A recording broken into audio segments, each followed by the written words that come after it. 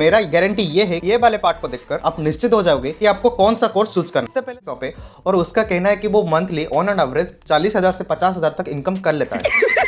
पैसा ही पैसा होगा। फिर से कोविड आने वाला है तो भगवान करे ऐसा कुछ ना हो। तो hi everyone, welcome to APS pharmacy. दोस्तों आज के इस वीडियो में हम जानेंगे कि कौन सा कोर्स ज्यादा बेहतर है, बी फार्म या फिर डी फार्म। तो आप यहाँ पर बोलोगे क्या भाई इसमें क्या डिफरेंस, ये तो सबको पता है बी फार्म डी फार्म से ज्यादा बेहतर। लेकिन दोस्तों ये बात पूरी तरह से ठीक नहीं है। अगर आप 12th पास कर चुके हो और आप फार्मेसी में एडमिशन लेने के लिए सोच रहे हो तो आज के इस वीडियो में आपको एक कंप्लीट आइडिया आ जाएगा कि हमें कौन सा कोर्स चूज करने के बाद अच्छा जॉब मिलेगा, कौन सा कोर्स हमारे लिए बेहतर रहेगा और किस कोर्स करने के बाद हमें अच्छे से अच्छे इनकम कर सकते हैं। बेसिकली 2023 में कौन सा कोर्स ज़्यादा बेहतर है ये जान पाओगे। तो पूरी जानकारी के लिए वीडियो को लास्ट तक देखिए और अगर आप चैनल पर नए हो चैनल को सब्सक्राइब करना ना भूलें। तो चलिए शुरू करते हैं। दोस्तों पहले हम जानेंगे कि बी फार्मेसी और डी फार्मेसी होता क्या है। दोस्तों बी फार्मेसी एक 4 साल का प्रोफेशनल कोर्स है, फार्मास्यूटिकल साइंस है जो कि हेल्थ साइंस से जुड़ा हुआ होता है।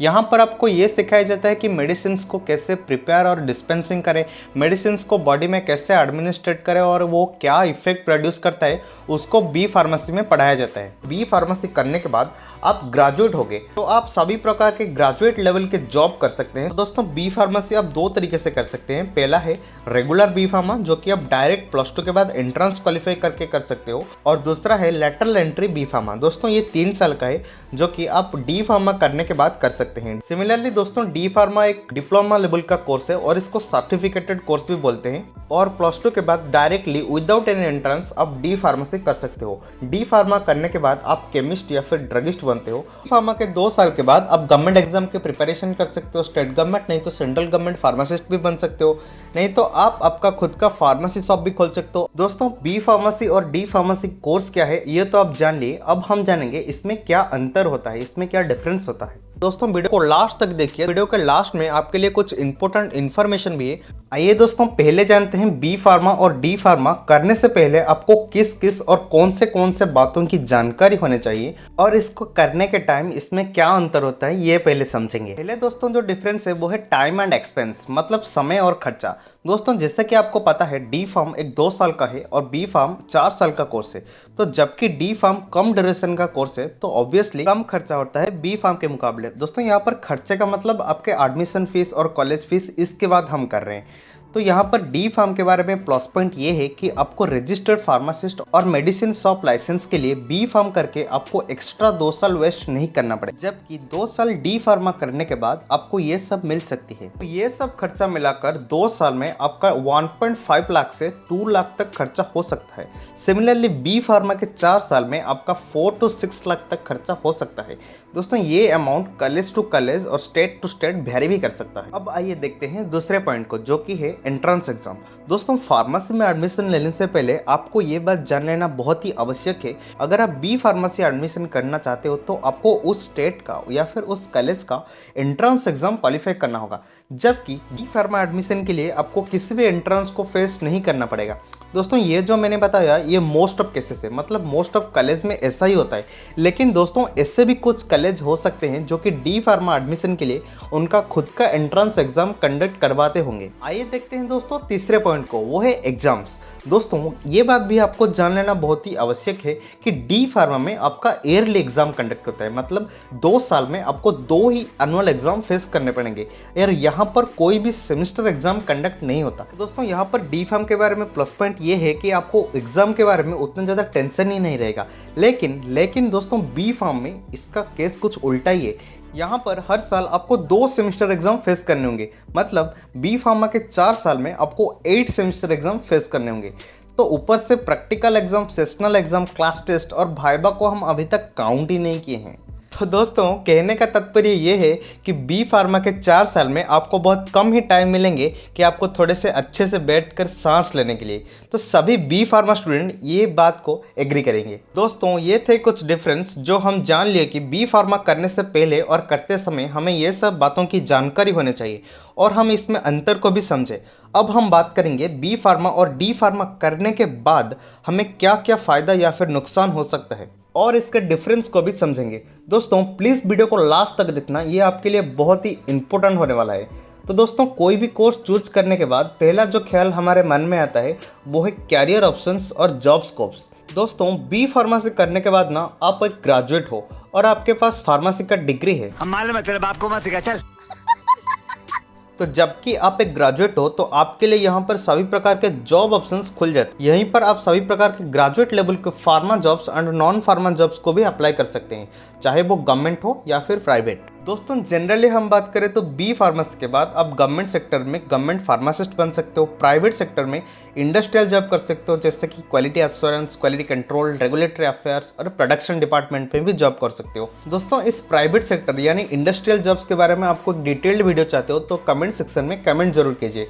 सिमिलरली दोस्तों बी फार्मा के बाद आप बिजनेस कर सकते हो, फार्मा फ्रेंचाइजी खोल सकते हो और एमबीए करके मार्केटिंग के तरफ भी जा सकते हो। दोस्तों ये था बी फार्मा के पॉजिटिव साइड। दोस्तों बी फार्मा के बारे में ये सब जो कैरियर ऑप्शन मैंने अभी बताया ये आपको डी फार्मा करने के बाद नहीं देखने को मिलेंगे। डी फार्मा करने के बाद आपको रजिस्टर्ड फार्मासिस्ट होने का लाइसेंस मिलता है, तो उसी लाइसेंस से आप गवर्नमेंट फार्मासिस्ट बन सकते हो, mainly state government pharmacist. Unfortunately वो नहीं हुआ तो आप अपना फार्मेसी शॉप खोल के मेडिसिन होलसेलिंग और मेडिसिन रिटेलिंग करके भी अच्छा अर्न कर सकते हो। दोस्तों ये सब मैंने आपको समझाने के लिए बताया क्योंकि डी फार्मा करने के बाद आपके पास बहुत ही कम कैरियर ऑप्शन रहता है चूज करने के लिए। दोस्तों अच्छा अर्न कर सकते हो मैंने इसलिए बताया क्योंकि दोस्तों मेरा एक दोस्त है जिसका एक खुद का फार्मेसी शॉप है और उसका कहना है कि वो मंथली ऑन एंड एवरेज 40,000 से 50,000 तक इनकम कर लेता है। पैसा ही पैसा होगा। दोस्तों मैं एक बात यहाँ पर ऐड करना चाहूँगा कि आपको डी फार्मा के बाद रजिस्टर्ड फार्मासिस्ट होने के लिए आपको एग्जिट एग्जाम फेस करने होंगे। उस एग्जाम के क्वालिफाई करने के बाद ही आपको लाइसेंस मिलता है रजिस्टर्ड फार्मासिस्ट होने का। सिंपली बता देता हूँ एग्जिट एग्जाम है क्या। दोस्तों डी फार्मा करने के बाद आपको एग्जिट एग्जाम फेस करने होंगे, मतलब आपको रजिस्टर्ड फार्मासिस्ट बनने के लिए उस लाइसेंस को पाने के लिए आपको एग्जिट एग्जाम क्वालिफाई करना होगा। एग्जिट एग्जाम साल में 2 बार होता है, पहले बार आपका नहीं क्वालिफाई नहीं किए पाए तो आप दूसरे बार भी अटेंड कर सकते हो। दोस्तों इसमें जो क्वेश्चन पूछे जाते हैं वो एमसीक्यू लेवल के होते हैं और उसमें पूरे डी फार्मा के सिलेबस में जितने भी सब्जेक्ट हैं उसमें से एमसीक्यू लेवल के क्वेश्चन पूछे जाते हैं। अब देखते हैं दूसरे पॉइंट को। दोस्तों बी फार्मा करने के बाद आप सभी प्रकार के रेप्यूटेड फार्मा जॉब्स अप्लाई कर सकते हो जैसे कि हमारा drug inspector, food inspector, pharma scientist. यहाँ पर आप अच्छी खासी सैलरी भी गेन कर सकते हो, लेकिन यही सब अपॉर्चुनिटीज आपको डी फार्मा करने के बाद नहीं मिलेंगे क्योंकि यहाँ पर डी फार्मा स्टूडेंट एलिजिबल नहीं होते। वो है अर्ली प्रमोशन और सैलरी। दोस्तों जबकि बी फार्मा एक डिग्री कोर्स है तो यहाँ पर किसी भी गवर्नमेंट जॉब में आपका इजीली प्रमोशन होता है डी फार्मा के मुकाबले। दोस्तों यहाँ पर और एक पॉइंट ये भी है, अगर आप पूरे फार्मेसी सिलेबस को अच्छे से समझना चाहते हो और आप हायर एजुकेशन मतलब मास्टर या फिर नहीं तो पीएचडी की तरफ जाना चाहते हो तो यहाँ पर आप बी फार्मा ही चूज करें। दोस्तों ये थे कुछ अंतर बी फार्म और डी फार्म को समझने के लिए। फिर भी अगर आप अब तक नहीं डिसाइड कर पाए कि आपको कौन सा कोर्स चूज करना है तो मेरा गारंटी ये है ये वाले पार्ट को देखकर आप निश्चित हो जाओगे कि आपको कौन सा कोर्स चूज करना। इससे पहले दोस्तों अगर आप अब तक हमारे साथ बने रहे हो तो उसके लिए आपको बहुत बहुत शुक्रिया। और आपको वीडियो अच्छा लगा तो वीडियो को लाइक करें, दोस्तों के साथ ज़्यादा से ज़्यादा शेयर कीजिए और ऐसे ही इन्फॉर्मेटिव वीडियोज़ के लिए चैनल को सब्सक्राइब करना ना भूलें। तो आप कौन से कोर्स चूज करोगे ये डिपेंड करता है कि आपके वजह क्या है, आपके गोल क्या है इस फार्मेसी प्रोफेशन को चूज करने के लिए। तो शुरू करते हैं पहले पॉइंट से।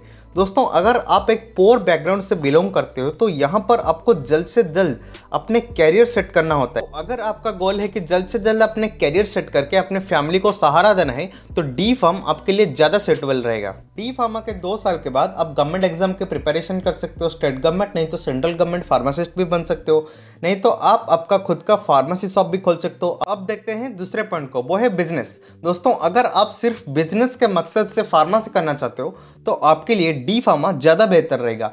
डी फार्मा के बाद आप खुद का मेडिसिन शॉप खोल सकते हो, मतलब बिजनेस कर सकते हो। यहाँ पर बी फार्मा करके एक्स्ट्रा 2 साल खर्चा करने की कोई भी ज़रूरत नहीं है। सिमिलरली दोस्तों अगर हम तीसरे पॉइंट को देखें वो है जॉब। दोस्तों अगर आप सिर्फ जॉब के मकसद से फार्मेसी करना चाहते हो तो आपके लिए भाई ना बी फार्मा ज़्यादा बेहतर रहेगा। जॉब का मतलब मैं यहाँ पर बहुत गवर्नमेंट और प्राइवेट जॉब की ही बात कर रहा हूँ। जैसा कि मैंने बताया इजी प्रमोशंस और अच्छी सैलरी के लिए हायर एजुकेशन जरूरी है, तो यहाँ पर बी फार्मा डी फार्मा से ज़्यादा बेहतर रहेगा। दोस्तों ये थे कुछ पॉइंट जो कि बी फार्मा और डी फार्मा को डिफ्रेंशिएट करता है। तो अब तो आप सिलेक्ट कर चुके होंगे कि आपको कौन सा कोर्स चूज करना है। फिर भी अगर आप अभी तक मन में डाउट है कि कौन सा कोर्स चूज करना है तो मेरा एडवाइस ये है कि आप बी फार्मा ही कीजिए। क्योंकि दोस्तों देखिए आज का ज़माना ना कंपटीशन का ज़माना है। यहाँ पर हर कोई ट्राई करता है एक दूसरे से आगे बढ़ने के लिए। तो अगर आपके पास एक हायर एजुकेशन का डिग्री है तो यहाँ पर आप थोड़ा सेफ रहते हैं। ऊपर से दोस्तों ऐसा भी न्यूज आ रहा है कि फिर से कोविड आने वाला है, तो भगवान करे ऐसा कुछ ना हो, प्रीवियस ईयर वाले सिचुएशन कुछ क्रिएट ना हो। तो बात यहाँ पर इंपॉर्टेंट ये है कि आगे चलकर फार्मेसी सेक्टर डेफिनेटली ग्रो करेगा। तो ये सबको देखकर आपके लिए एडवाइस ये है कि आप हायर एजुकेशन ही चूज करें। दोस्तों आज के लिए बस इतना ही। आशा करता हूँ आपको वीडियो अच्छा लगा होगा। ऐसे ही फार्मा से regarding video lecture, study notes और कैरियर एडवाइस के लिए वीडियो को लाइक, कमेंट और शेयर करके चैनल को सब्सक्राइब करना ना भूलें।